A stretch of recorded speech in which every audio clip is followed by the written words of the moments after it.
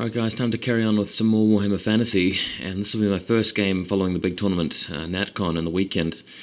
And it's Tomb Kings versus High Elves, and I'm the Tomb Kings player as usual. I've had a lot of comments from people really worried that I'm going to be switching to High Elves and not doing Tomb Kings anymore.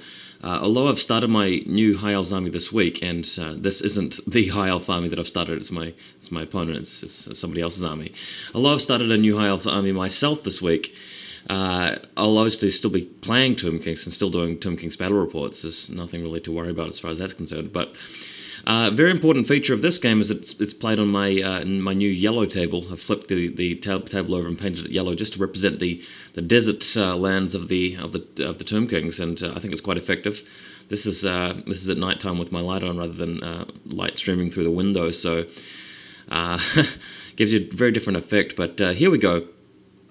Tomb Kings versus High Elves. So from left to right, chariots, scullipolts, archers on the hill with a hierophant in it, casket of souls, and melee skeletons, tomb guard, big unit of archers in the center with the king. Right on the side, you can barely see him, but he's there, carrying behind the archers, and chariots on the flank with the prince. Bit of a bad deployment, actually. One bad thing about this is that I haven't really got my casket of souls as far to the center as I should have. He needs to be in the center because he needs to have the magic moves ready to bolster the chariots charging the dragon princes, which come around the side. So just going to switch photos now and show you the High Elf deployment. This is left to roll top from bottom to top, or left of his flank to the right. Got dragon princes with the BSB. No battle banner. He's playing a really soft army today, but he's got the banner of Valyrian, so he's going to be running through that forest really quickly. Then there's the White Lions with one level 2 mage in it. The unit of big 20 spears with Archmage in it, 2 repeater bolt throws. We've got Swordsmasters at the back and some Sea Guard ready to hit the hill. And more spearmen over the far right with 2 chariots and an eagle. You can also see my little silver coins placed on the battlefield near his lines. That's where I'm burrowing the scorpions, tunneling the scorpions rather. As for the one on the hill, that probably was a bit of a bad choice because the Sea Guard will just go up there anyway, and I'll be in combat with Sea Guard, so yeah, a bit of a mistake there. But there is a swarm underneath the bolt thrower there in the middle. So, next photo, just going to show you the center of it where you can sort of see what's going on. Really, the casket of souls needed to be right behind where the carrion are. That way, when he moves his dragon princes around on the flank, I can use all of my magic, all of my casters, just to cast urgency on the chariots and get the charge off on the dragon princes first. Dragon princes have same movement speed as chariots, so I really need to get the charge off them with magic moves in order to beat them. And I really need the king in there as well with his destroyer, otherwise the dragon princes will beat me in the long run because they're just too tough, they're too well armored. Next photo. This is Tomb King's turn 1. I managed to win the roll for the first turn. I actually I deployed quicker than him just because of the fact that I tunneled all of the insects rather than keeping them any of them in deployment. So the chariots went way out in the flank there on the left-hand side and just moved my archers forward and spread them out a bit so I can get some shooting done. Nothing too spectacular in the first turn for Tomb Kings, but the High Elf response over here is the chariots moving forward. I'm just going to go to the next photo so you can see a bit more of the response here. Just moving I think the eagle around. What's happening here? The Sea Guard are going to go up in the hill, and he hasn't moved the dragon princes yet, although he does so in his first turn. I just haven't got around to photographing that. So let's go to the next photo where you can see it. Dragon Prince is moving around the flank onto the forest. Good move here. At least some of them are outside of the forest, so they've actually got vision. And of course, due to the banner of Valyrian, he can just charge to the forest at full speed. So good maneuvers here by my opponent. You can see in the far background he's moved over to join the Swordmasters with his Archmage. Now bear in mind, he's actually taken a Law of the Heavens with his Archmage. So he's got the Comet, and he's got a couple of Thunderbolts, and the Seer Staff guy, the one that picks the spells, has the Unseen Lurker from the Shadows Law, and the other level 2 mage, can't remember what stuff he had, but I think it may well have been Law of Shadows as well. So he's got 3 mages in total.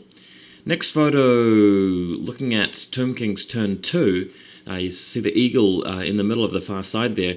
I've brought the chariots around on the left.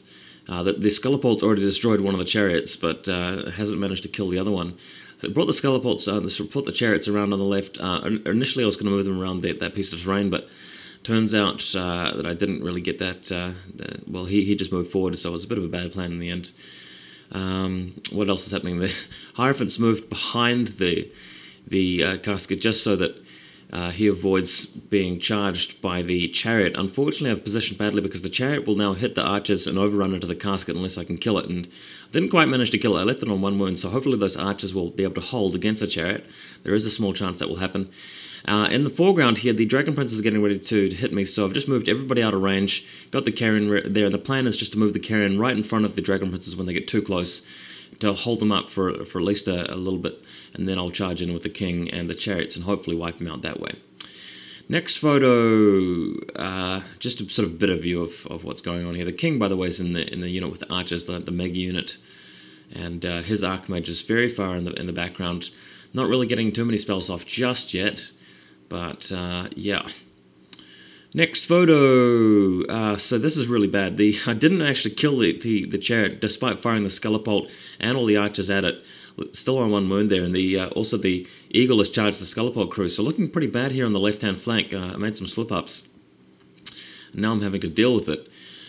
In the next picture, what you can see here is over there, the eagle hasn't beaten the Scullipult crew, and the chariots reduced that arch unit to 2 guys, which is great because now I can charge them and kill them, and I don't lose the casket, which would have been terrible. Also, should point out that my scorpion didn't show up, and neither did the swarm, and I've got a 3rd scorpion which is showing up next turn. So very bad luck with the insects, unfortunately, and the Dragon Princes have moved very close. So I'm going to have to pull out that carrion maneuver very quickly here, otherwise I'm going to get smashed. Really afraid of those Dragon Princes, and when I do collect High Elves, I'm actually going to have 2 units of Dragon Princes, so that's going to be fun, but we'll deal with that when the time comes. But at least I haven't lost the casket, and at least the Scullipult crew have actually haven't been destroyed by the eagle just yet. That'll allow me to resurrect the crew later and keep pummeling them with Scullipult shots. Next photo, the scorpion does show up, and I had to think for a good 3 or 4 minutes about what to do with it. Potentially I could have just left it there and charged the Dragon Princes in the flank in combination with the chariots later, and that would have been game-winning if it had worked. But I wasn't too sure when I'd be able to get the opportunity to charge on with the chariots, and I was also missing the key element of having the casket lich close enough to that area, so I wouldn't have been able to have enough magic to get through his Dispel Scrolls and get the charge off on the chariots anyway, so I at long last made the decision to charge the spearman behind the scorpion there and try and assassinate the Archmage. What happened is I charged in, managed to take it down to like 1 wound left, but didn't kill it, and the scorpion got destroyed by combat res. I think that was the right decision in the long run. It means I netted half points for the Archmage, and it prevented him from carrying on with casting spells with too many dice later on, because he got a miscast and he had the Staff of Solidity, so it was ignored. So I knew that next time he did that, he'd probably take a wound due to whatever he rolled on the miscast chart, and having only 1 wound left thanks to the Scorpion meant that it was too dangerous really to try that with the Archmage, so at least I prevented him from being too bold in terms of the magic phase.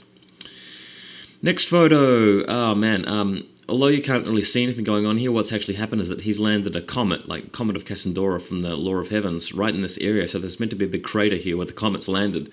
I've lost 2 chariots, and I've lost a couple of Tomb Guard and a couple of archers, and I think the carrion may have taken a wound.